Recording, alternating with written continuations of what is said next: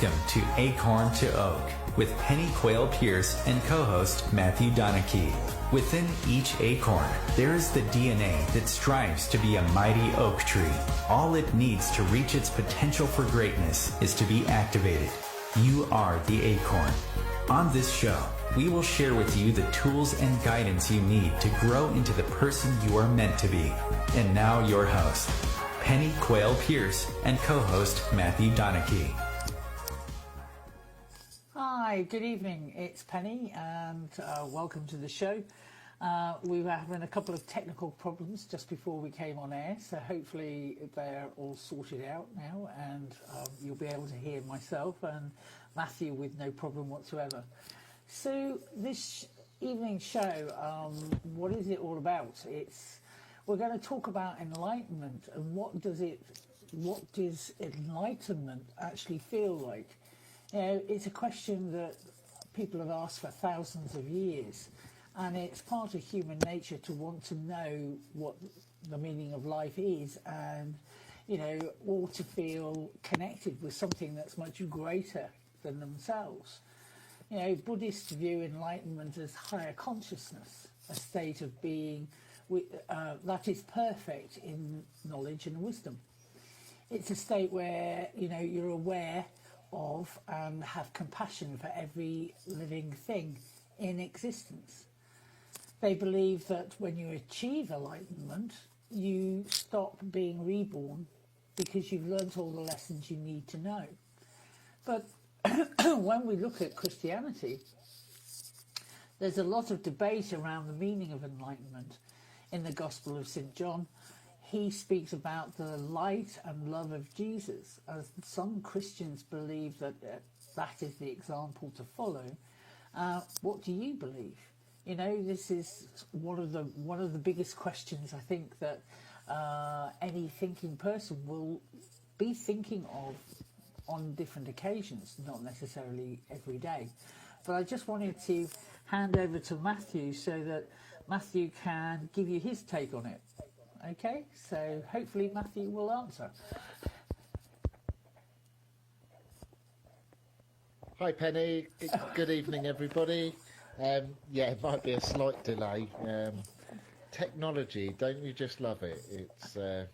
It tests us again and again. But yeah, very much, it's really interesting subject, because for me, when obviously we were talking about what we were going to speak about, and when it initially came back it was going to be enlightenment, it was very much looking into, well, what does that mean for me, and what was my thoughts on it before I did sort of spiritual work and that sort of thing. And it was very misunderstood, I think, as a subject. And there's sort of lots of people talk about enlightenment, but it is very much what it means to you.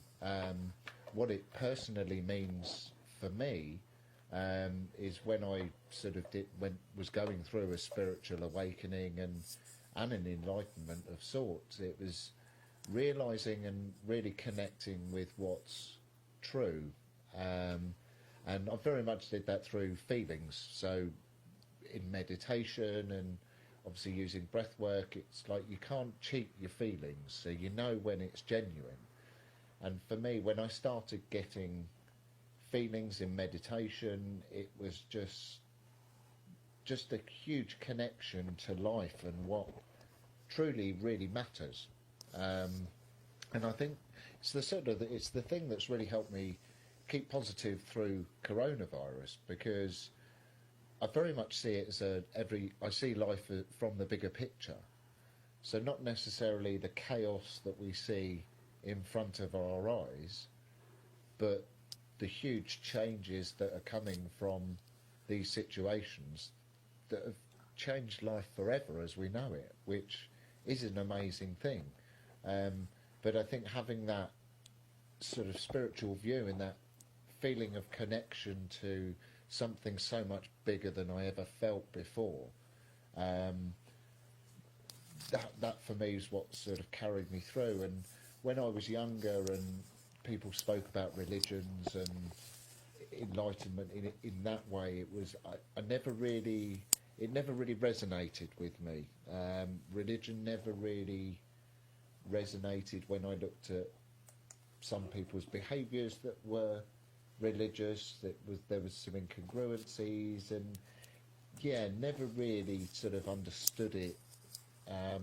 So for me, it's about a personal connection, or getting to a personal stage where you have that feeling and connection with the universe. I think it's as I said, it's a fascinating subject, and I could talk around it and discuss it for days, weeks, not just an hour.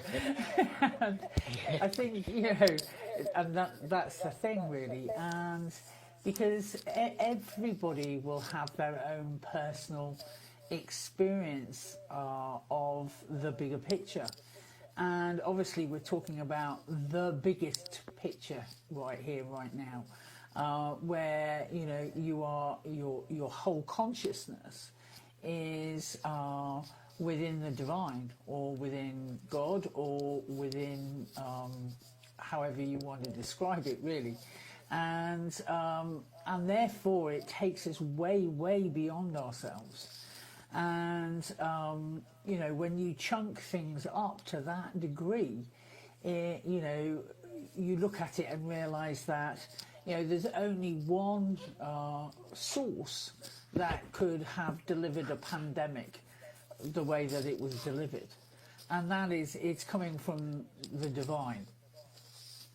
And therefore, if it's coming from the divine, what are the lessons and what are the wake-up calls that he is asking us to notice, or the force? I'm sorry, I'm calling it he, so it's Father God.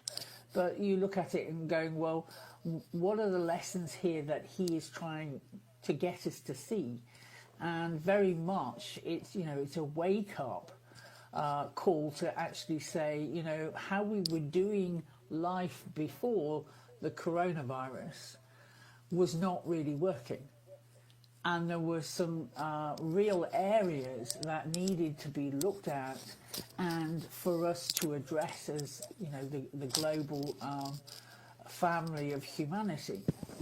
And when you actually see now, coming towards the end of the threat of the coronaviruses, we've been thrown so many different challenges. Obviously the challenge of racism, and Black Lives Matter, and people taking to the streets, and definitely in America, and also to a degree in the UK, actually saying that this is not okay anymore, and brutality and people picking on small minorities is not all right anymore, and we need to look at it and address it.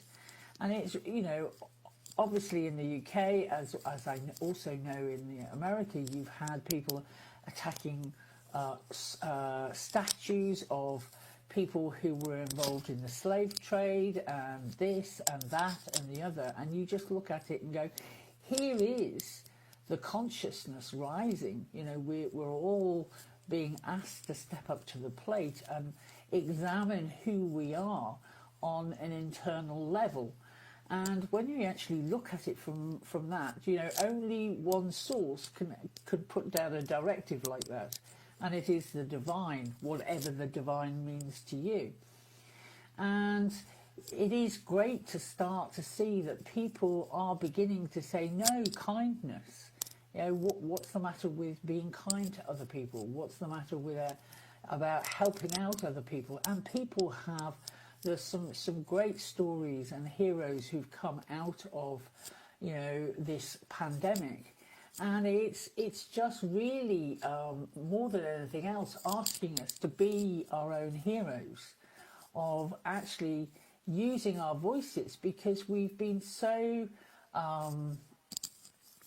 distracted with all sorts of different things that have gone on. And it's actually asking us to go within and then find that spark of enlightenment within us and nurture it and bring it forth. and therefore looking at the world as a global family. There is no separation now, although of course we've got social distancing, but there is no separation. Everybody on the planet is an aspect of me, and everybody, and I'm, an aspect of them. And there is no separateness. One of the things that, when we incarnate, we separate out into individual souls, but we're all part of the same thing. So when we actually start looking at enlightenment and we start looking at this is the journey home, the journey in spirit to actually become part of the whole again. And when you look at different saints and you look at different gurus on the planet, whether they're in form or out of form, they all talk about Christ consciousness. And even the Buddhists and the Hindus will talk about Christ consciousness. And so actually looking at that great leader of the 2,000 years ago, of somebody who actually could love his enemies and actually forgive, and some of the Christ-like qualities, this, if you use that as a roadmap, it's beginning to get those qualities within self, so that you will be able to raise your vibration and actually be able to directly contact that well of wisdom and knowledge and love, and realise that that's what they're asking us to do if we're actually on the path to enlightenment.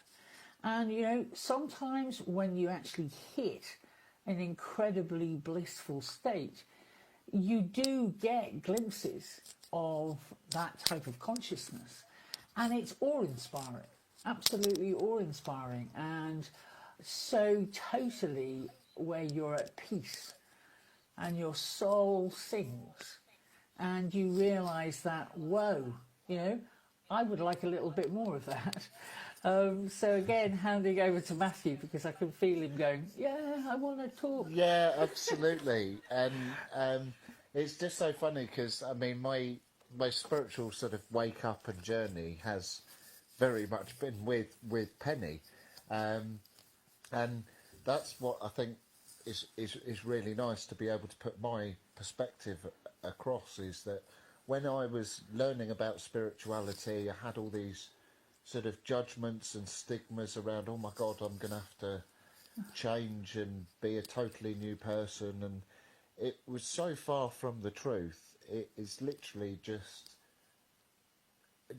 life is just different. You don't change as a person. If you've got some bad habits, yes, they're going to have to change. But ultimately, some of the fear for me around exploring it, even though I had a bit of an awakening and a sense of spirit, was what does it mean? It was the fear around not knowing what it meant, and some of the people that you see walking around that you assume are spiritual and perhaps aren't as spiritual as you may think they are, sort of thing. But with a good guide and information from Pennie, it was very much, Pennie would talk about the feeling you get in a meditation should be almost like energetically orgasmic, and I never really understood it until it happened, and it was just like amazing. It was like 100% connection. It's almost like I would say like an all-knowing consciousness. It's, you don't know that you know everything, but you know everything in that moment. It just such a profound moment when I think I hit it for the first time. And it really, I think what helped with me was the meditation, the daily practice, is the thing I think out of everything is the thing that really helps you connect on that daily basis into what's real. Because ultimately, a lot of what we see on the outside and some of the experiences that we have are not real, and we can be sort of dragged and sort of deluded by what's going on rather than concentrating on what's going on the inside and making sure that that's running well. And I think when you gain that, it just gives, I mean, personally, it's given me such a passion to help others, even though in my old career I people would say, oh, but you are helping others, you're creating amazing houses and spaces for people. And it's kind of like, well, yeah, that is amazing, but I wouldn't change what I do now, because I get to literally guide people, like Penny has for me, guide people through the bits that they don't want to look at, and that's the bits that are going to make the most change. So for me, I think the meditation was such a great tool in just keeping that connection and just getting to know self, but also what's outside of self. And the expression Penny always used to use is, don't believe a word I say, go and test it. Test it for yourself. And it is that when you're given that clear guidance, it's like, it just helps you to feel it even more for yourself, because you realise that you're not being misguided or anything like that, and that just makes it even more profound. It's like finding the truth. And as I said before, for me, religion never really made sense, because it was kind of, there was so much conflict, and whether it be belief or colour or race or whatever it is, it's like there's always a conflict, and there's never this peace that everybody spoke about. And this is just my thoughts as a young child, so it never had that congruency within me, because I thought, well, surely if they're all talking, if all the religions are talking about God, then they're all talking about the same thing. But if you ask different religions, they would say they're talking about different gods and different things. And it's kind of, my judgment on it was, well, it's almost like a book was written in each country about how we should live life, which is be good to each other, love yourself, love your family, all be on the same page. It is almost like the Ten Commandments written across the world. But because man's picked up a story and made it his own, that's where the incongruencies come in, because someone will say, well, my God's one colour, and someone will say, well, no, he's not, he's another colour, and someone will say, well, no, he sits on a cloud and he's got a big fluffy white beard. So automatically you've got this, well, we're talking about something completely different, so you're different from me and I'm different from you.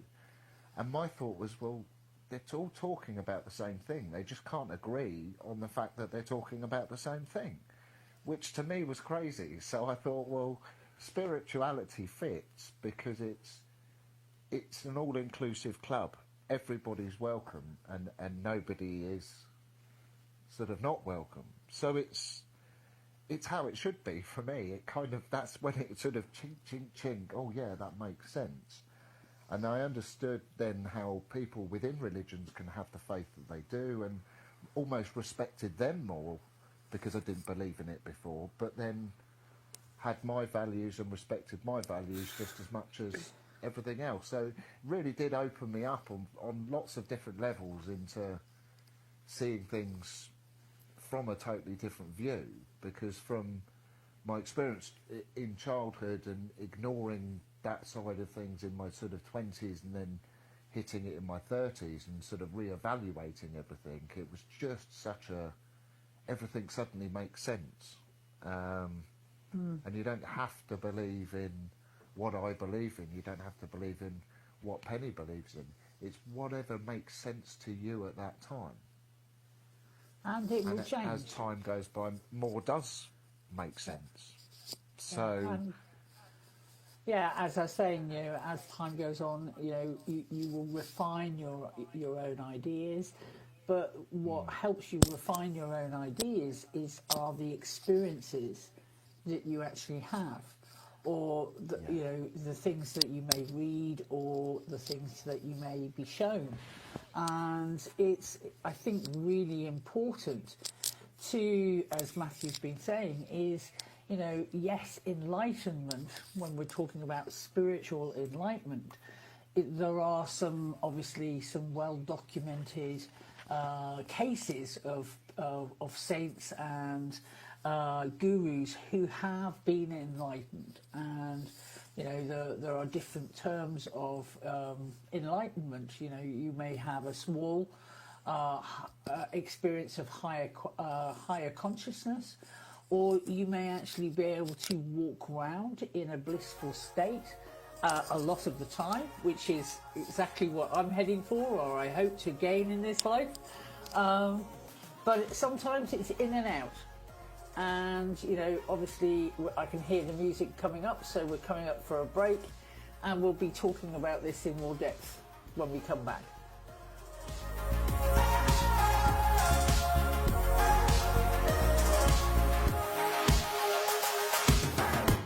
Your conscious connection to a more mindful world. Om Times Radio, IOM FM.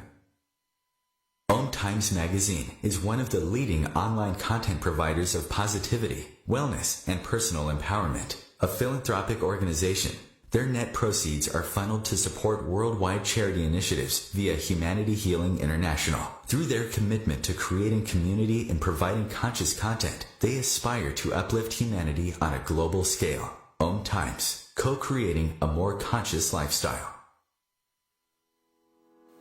I'm Kathy Williams, host of Sexy Mom Abundant Life radio show on Thursdays at 5 p.m. Eastern, 2 p.m. Pacific.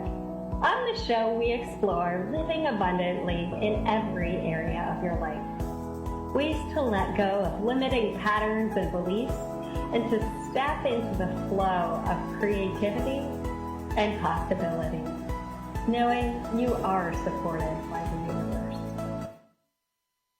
We are talking about your life. Ever wonder, is this as good as it gets? No, it could be so much better. At Acorn to Oak, we know you are seeking more happiness, joy, unconditional love, financial freedom, passion, and purpose. Find your unique mojo and live an extraordinary life. Want to know more? Contact us at our website, acorntooak.org.uk. A social distancing tip. Putting distance between yourself and others is critical to slowing the spread of coronavirus. So here are ways to stay in contact without the physical contact part. Call, send a text, set up a video conference, post on social media, dedicate a song on the radio. If you have symptoms of fever, dry cough, and shortness of breath, call your healthcare provider before going to their office. For more info, visit coronavirus.gov. Let's all do our part, because we're all #alone together. Brought to you by the Ad Council.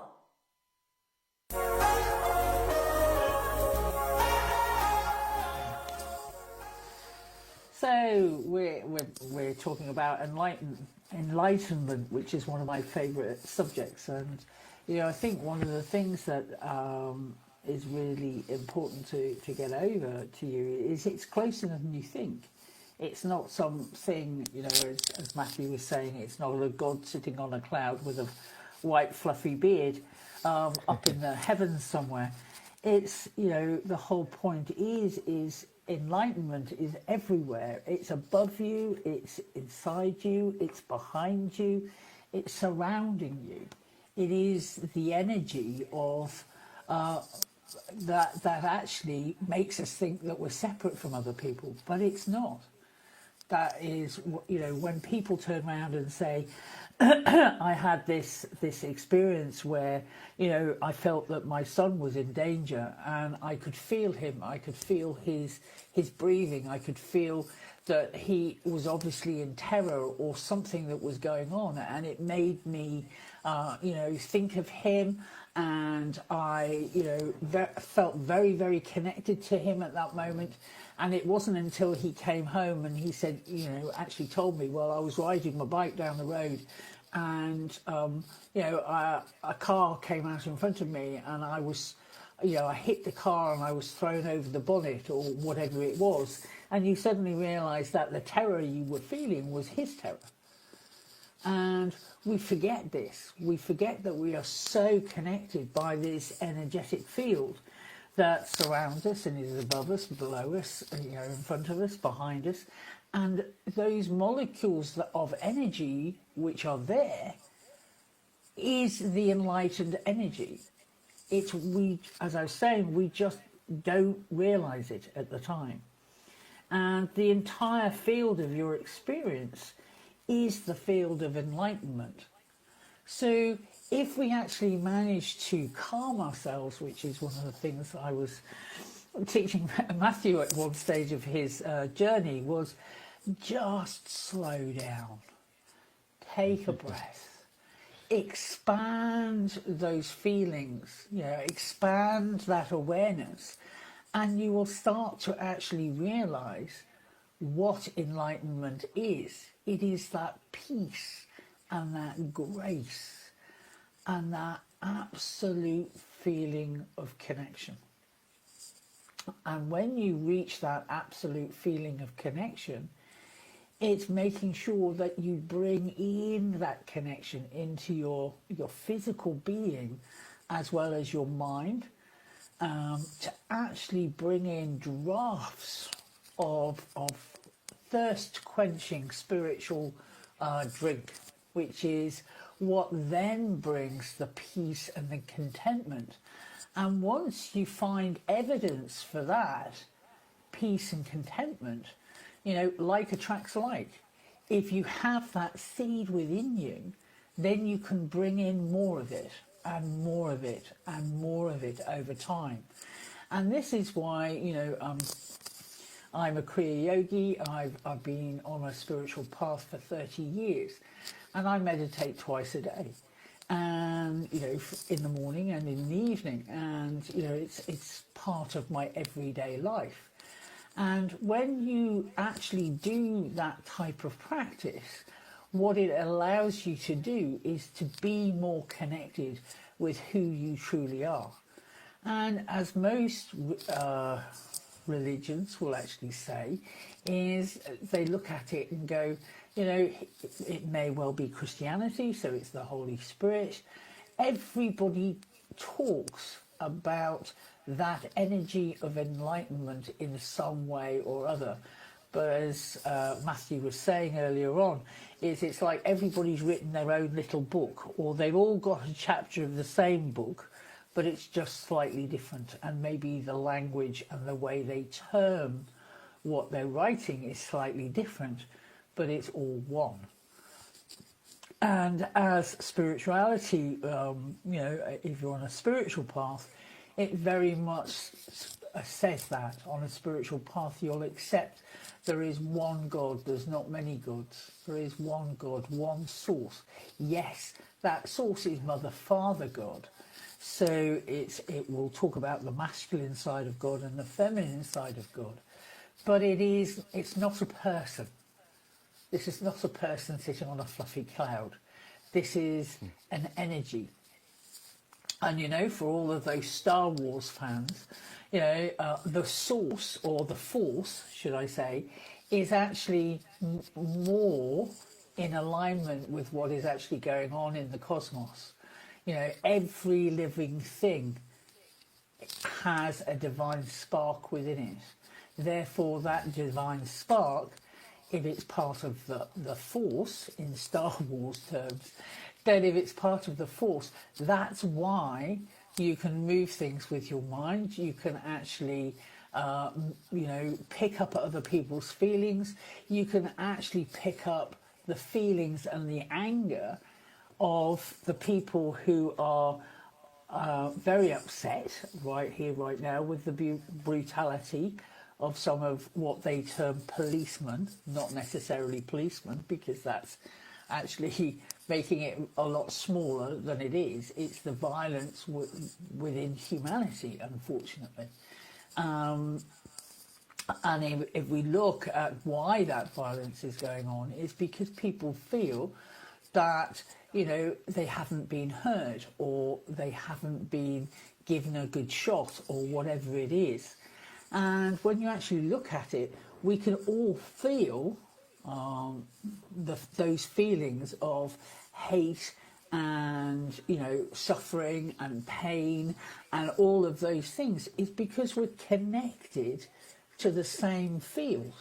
We understand, we can actually look at some of the videos and some of the things that have been on the TV, etc., and you just look at it and go, how would I feel if I was in that situation myself?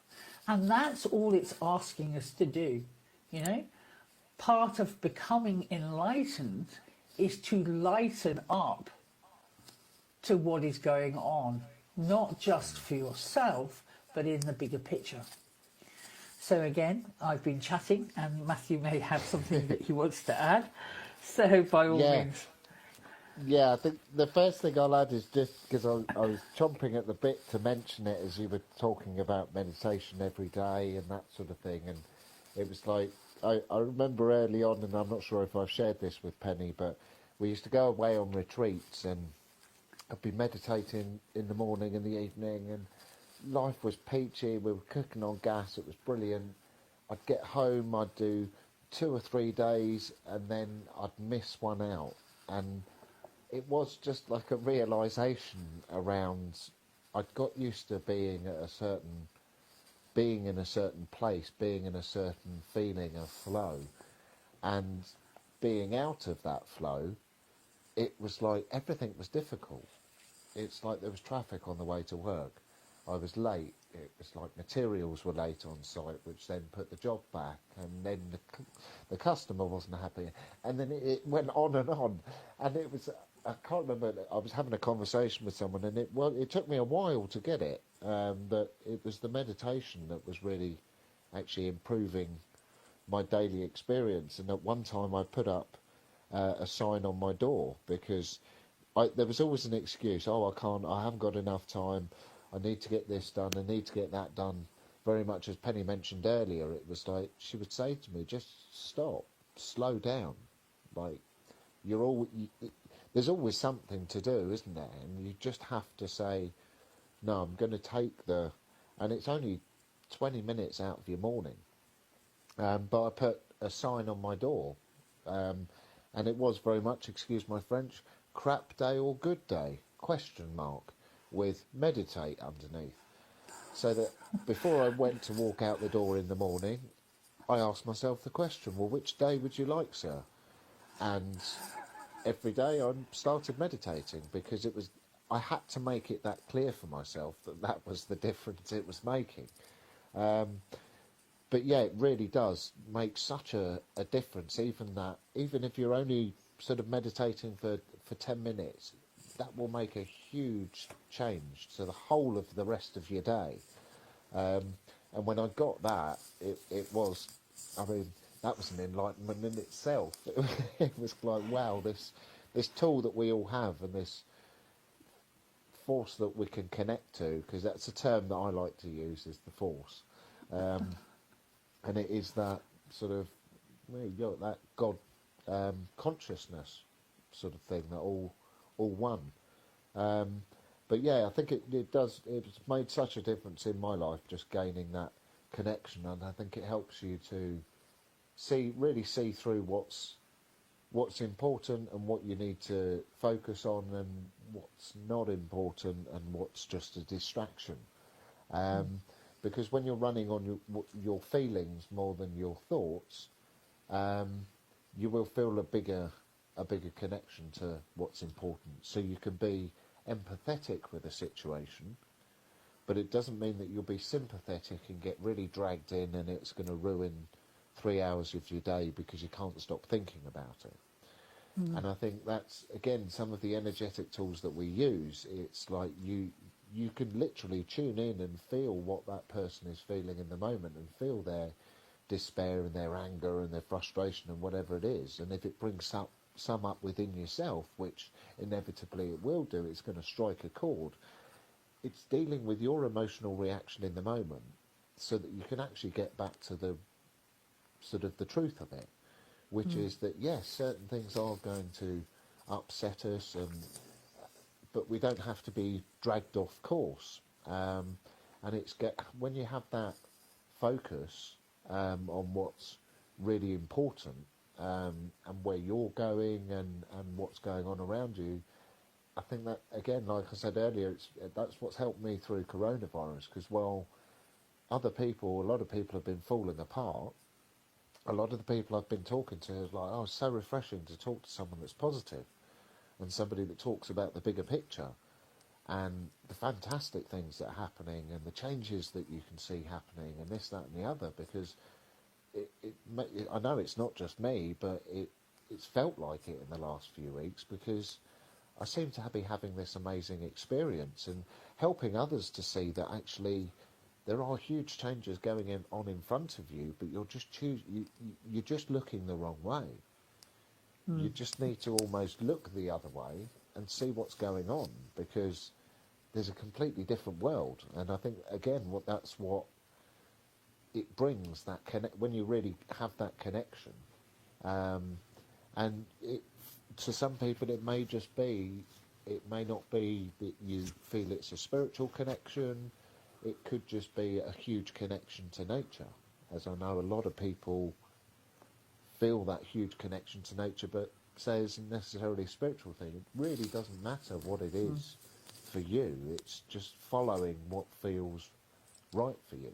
I think that's why, for me, it was important to actually say that, enlightenment, again, is not something that's really far off. It's in front of you, it's behind you, it's below you, above you, it's everywhere. And it is just beyond your bodysuit. We're spiritual beings, and we say, no, don't do that. And make sure you take your hand out of the fire before your physical body is damaged. So when people turn around to me and say, oh, what, right, okay, so at Acorn to Oak you do some ego training, so you want to get rid of your ego? And I go, no, you don't want to get rid of your ego, because if you get rid of your ego, then you get rid of your physical bodysuit, and therefore you won't be on planet anymore. You'll be in spirit again. That's not a bad thing at all. It's just, if you're enjoying your physicality, you want to actually stay here for as long as you can to, progress down the lessons that you need to learn in this lifetime, so that you can stop the reincarnation wheel. But it's very important to realise that getting rid of your ego is not what becoming enlightened is. What it is actually.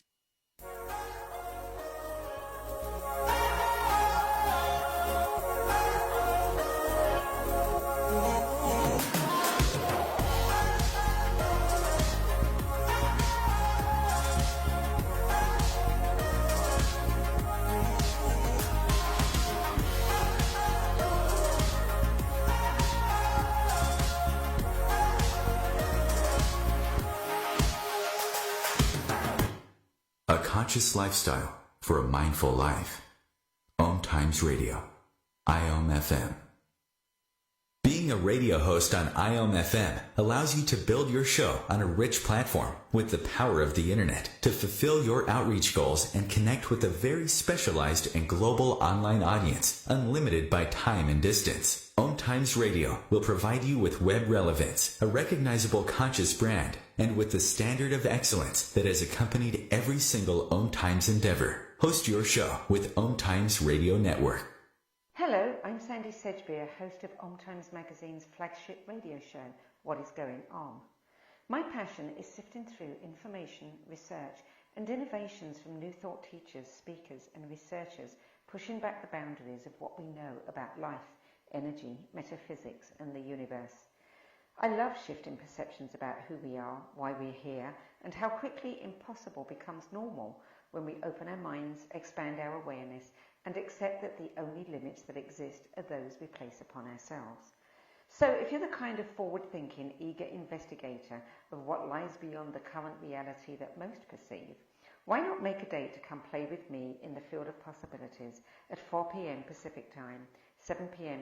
Eastern Time every Thursday, and together we can discover what's really going on. We are talking about your life. Ever wonder, is this as good as it gets? No, it could be so much better.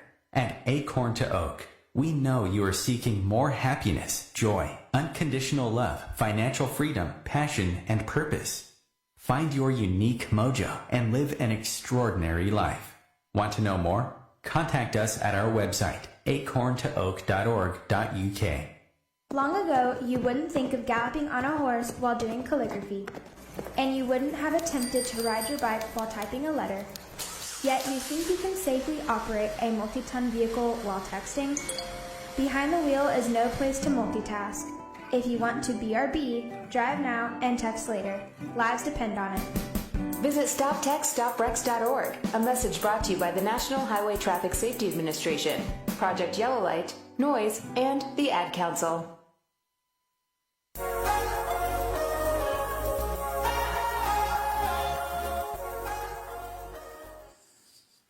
So it sounds like we've been having a few technical problems. You know, it's always the way, isn't it? So of course I shared all the secrets to enlightenment whilst you couldn't hear me. Sorry. Sorry. You know, it's really important to know that sooner or later the reality of enlightenment will be absolutely 100% obvious to you and undeniable. And you know, it's sometimes when we actually stop seeking it that it arrives. It's like, you know, we prepare the soil and we make sure that the soil has got great nutrients in it, and then we plant the seed. And when we plant the seed for that, there's no good going up to the ground and going, grow, grow, grow. You need to sit back and wait and have inordinate amounts of patience, so that the seedling will grow. And the seedling is bliss. It's the seed of bliss, which will become undeniable in your life. You know, it's when people are just 100% spontaneous, and just, you know, when I look at my son who's 3 years old, and he will just dance or burst out into song, or just be incredibly sure of his oneness with the universe. And when you look at that and you see that in children, you know they are so much more connected to the source than you are, and it is quite astonishing. And you know, for me, very much, you know, I actually said that I would talk a little bit about a near-death experience that I experienced about 4 years ago when I had a stroke. And my husband was very, very sensible at the time. You know, he was by my bedside, but disconnected with me energetically, and just sent me loads of healings and prayer as I made this journey. And it was very much like going into a wormhole, and I could see different apertures going off to the left and the right of my vision field at the time. And I knew that I could go down any of those turnings, but knew that if I did, I would go into pathology, and I would, if I didn't keep on moving through what seemed like a wormhole. And as I moved through that wormhole, it was like I popped out the other end. And that's when I popped out the other end. I knew I was out of body, because I could see myself lying in the bed and was surrounded by beings, you know, again, beings who were there to help and support me. And I had a conversation with them around, this is not time for me to leave the physical body, you know, I'm going to go back in. But what it actually gave me was everything that I had spent the last 20 years teaching, I realised was the truth. And I had that incredible experience of bliss, And when I did get back into my body, I spent the next 4 or 5 days constantly in that blissful state. And, you know, it was like nothing touched me. Nothing could ever touch me again that would get me off center. And it was a real blessed experience. And, you know I talked, obviously, I eventually opened up and talked to people about that experience. But at the very beginning, people would just basically look at me and say, but Pennie, you're shining. You know, how could you possibly have just been through this incredibly immense trauma and your whole face is just shining with joy? And I went, you know, I actually thanked the medics at that time for the experience that I'd had. So hopefully I'm talking away and you can actually hear me. So I'm just going to check this out and see if Matthew can hear me. Yeah, loud and clear. And Good. It's actually one of my favourite stories, because to be a witness to other people's reaction when you tell that story is they just don't understand how you could say it's an amazing experience. And the reason I say that is because the amount of people that would come up and go, oh Pennie, that must have been such a horrible experience. And the answer was actually no, it was an amazing experience. And it just goes to show when you see somebody that has that connection and that belief and has been through something, that it's just amazing to see people's reaction, because they just, like I said, they assume it's going to be a negative experience. But it's classic Pennie, she'll take any negative experience and turn it into a positive one. And I think that's one of your greatest qualities. Yeah, I think it's absolutely brilliant. Excuse me. But again, it's what's helped guide me as well, is it's sort of, don't believe what I say, go and try it for yourself. It's the sort of giving the information and then allowing you to do the work. But yeah, I do love that story.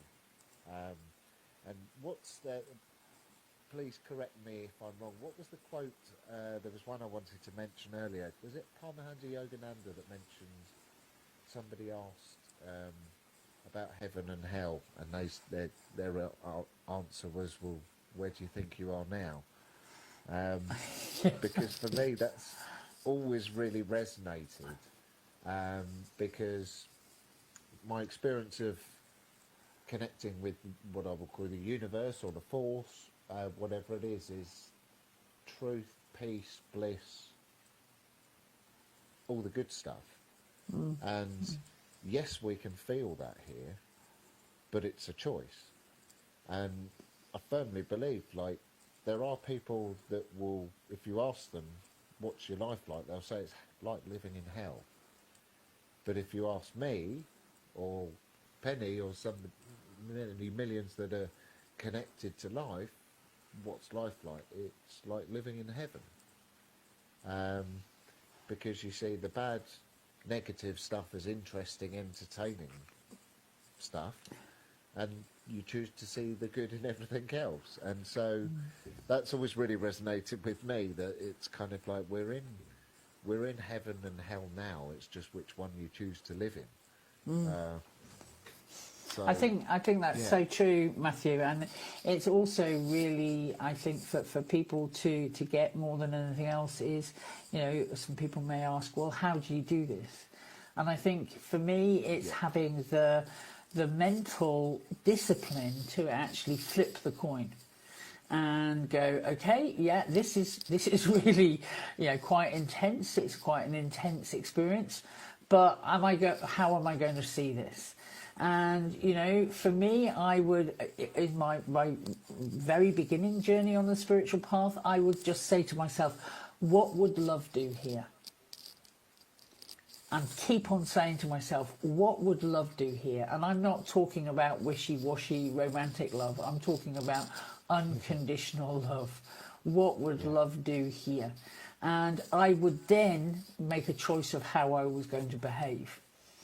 And I think, again, it is, for me, the art of reflecting, reflection for me is really important, because I would reflect on every experience that I had, and what was good about it, what was not so good about it, and what would I change next time. Because that's how we move forward.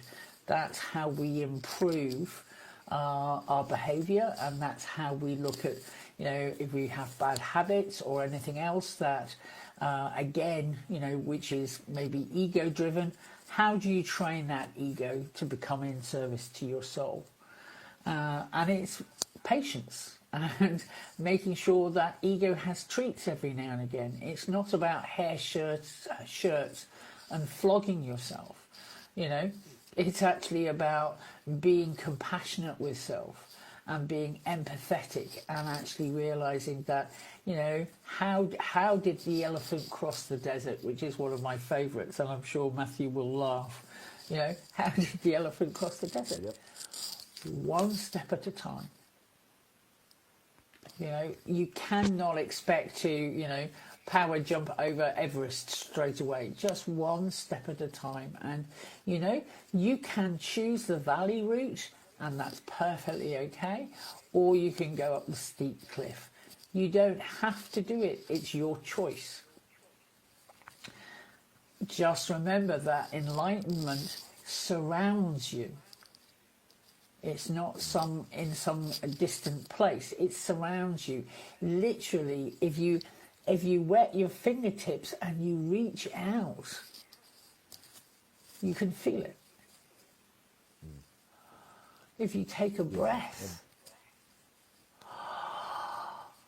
you can feel it. It is tangible, and it is just there. And that's, I think, the most important thing, when we talk about how does enlightenment feel. It is that peace. Okay? So, again, I'm making sure that I keep an eye on the clock this time, so that we know how many more minutes we've got. So I just want to give Matthew a couple of minutes so that he can put his 2 pennyworth in. Yeah, so I think it's sort of last thing I'd like to say is really whatever stage you're at, it's just sort of keep going, keep believing in what feels right for you, and don't allow people to misguide you or sort of necessarily. I'm not a huge fan of guided meditations. I think there's some fantastic ones out there, but you can't beat a quiet meditation for me for really getting that connection. I've spoken to a lot of people recently that have mentioned that they only really use guided. So get inside yourself and find that connection. And we'll see you next week, and hopefully we'll be 100% present and no glitches. Okay, you take care and have a great week. Take care, everybody.